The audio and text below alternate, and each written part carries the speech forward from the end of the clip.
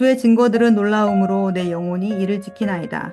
주의 말씀을 열면 빛이 비치어 우둔한 사람들을 깨닫게 하나이다. 내가 주의 계명들을 사모함으로 내가 입을 열고 헐떡였나이다.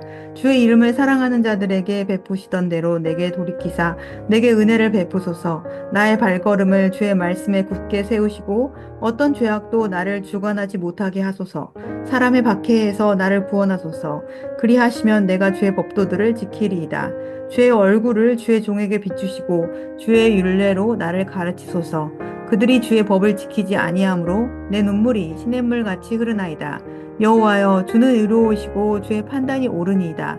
주께서 명령하신 증거들은 의롭고 지극히 성실하니이다. 내 대적들이 주의 말씀을 잊어버렸으므로 내 열정이 나를 삼켰나이다. 주의 말씀이 심히 순수함으로 주의 종이 이를 사랑하나이다. 내가 미천하여 멸시를 당하나 주의 법도를 잊지 아니하였나이다. 주의 의는 영원한 의요 주의 율법은 진리로소이다. 환난과 우환이 내게 미쳤으나 주의 계명은 나의 즐거움이니이다. 주의 증거들은 영원히 의로우시니 나로 하여금 깨닫게 하사 살게 하소서. 성경 전체에서 가장 긴 장을 구성하고 있는 시편 119편. 이 시는 하나님 말씀을 사모하는 간절한 마음을 노래하고 있습니다. 말씀을 향한 사랑과 열정이 얼마나 지극한지 139절을 보시면 내 대적들이 주의 말씀을 잊어버렸으므로 내 열정이 나를 삼켰나이다. 주의 말씀이 심히 순수함으로 주의 종이 이를 사랑하나이다. 삼키는 열정, 말씀을 향한 그 불타는 열정을 시인은 고백하고 있습니다. 오늘의 시를 묵상하는 저와 여러분의 마음을 숙연하게 하는 그런 구절이라고 생각이 듭니다. 또한 131절을 보시면 내가 주의 계명들을 사모함으로 내가 입을 열고 헐떡였나이다. 마치 육체적 갈등을 느끼듯이 시인의 영혼은 말씀을 향한 타는 듯한 갈증을 느끼고 있습니다. 이것을 표현하고 있습니다. 어쩌면 말씀보다 스마트폰을 더 자주, 더 많이 확인하며 살아가고 있는 것이 저와 여러분의 모습이라면 오늘 시편 말씀 앞에서 정말 부끄러움을 느끼지 않을 수 없습니다. 영상, 영화, 2시간 동안 보는 그 열정으로 하나님 말씀 2시간 묵상하며 살고 있는지 우리는 스스로 돌아보아야 할 것 같습니다. 주님은 사람이 떡으로만 살 것이 아니요 하나님의 입으로부터 나오는 모든 말씀으로 살 것이라. 이렇게 말씀하신 바 있습니다. 하나님의 말씀, 그것은 우리 영혼에 공급되어지는 양식과 같은 것이다. 마치 산소와 같은 것이다. 말씀이 끊기면 영적으로 반드시 문제가 생기게 되어 있다. 이렇게 말씀하신 것이죠.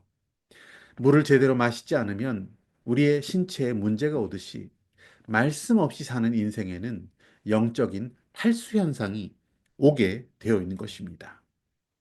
하지만 정말 문제는 우리가 이 말씀의 기갈, 이 말씀의 기갈이라는 것에 대한 자각 증상이 거의 없다는 것입니다. 말씀의 기갈을 거의 느끼지 못하며 살아가고 있다는 것이죠. 우리의 영혼은 기아에, 기갈에 시달리고 있는데 그것도 모르고 그저 세상에 취해서 육신과 안목의 정욕으로 이생의 자랑에 빠져서 살아가고 있다면 이것은 영적으로 심각한 문제가 아닐 수 없습니다. 우리는 지금 이 시대를 말씀의 홍수의 시대라고 합니다. 하지만 역설적으로 말씀이 매우 희귀해진 그런 세상이기도 합니다.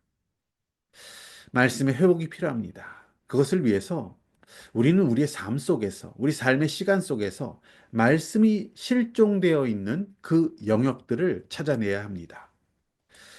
눈을 뜰 때, 출근 시간, 등교 시간에, 또 공부하고 또 일하고 있는 시간에 혹시 말씀이 실종된 채 살아가고 있지는 않는가? 밥 먹는 동안에, 친구들과 잡담하는 동안에, 퇴근 시간, 학교 시간 동안에, 저녁 휴식 시간에, 잠들기 전에 혹시 하나님의 말씀이 실종되어 있다면 그런 시간들이 그런 삶의 영역들이 발견된다면 그 시간을 우리가 어떻게 말씀과 동행하는 삶을 살 것인가, 그 변화를 이뤄낼 수 있을 것인가, 이것은 매우 중요한 과제라고 생각합니다. 말씀을 향한 열정을 살려내야 한다. 오늘 시인이 고백하고 있는 이런 간절한 말씀을 향한 열정이 우리에게 되살아나야 한다는 것입니다.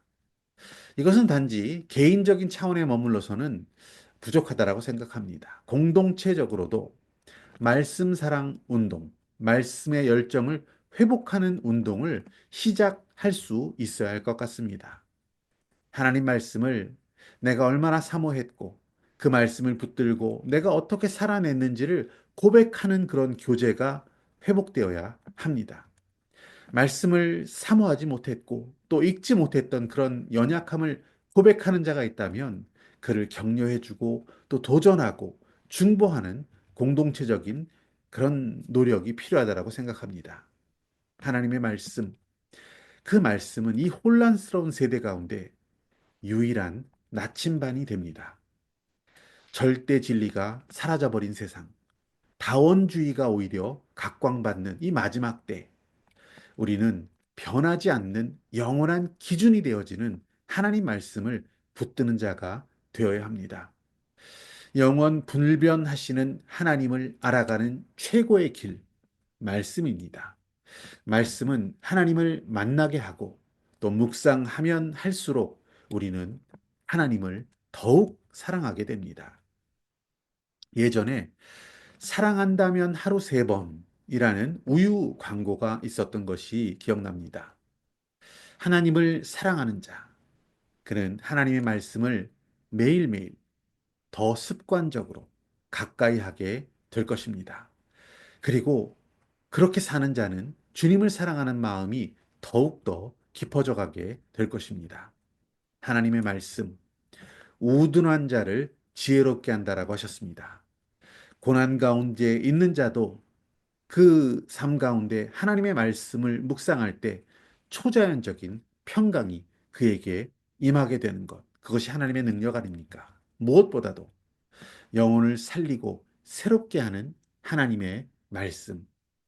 사모하고 또 사모하고 삼키는 열정으로 나아가는 자에게 이 말씀의 모든 능력과 하나님의 복이 주어질 것을 믿습니다.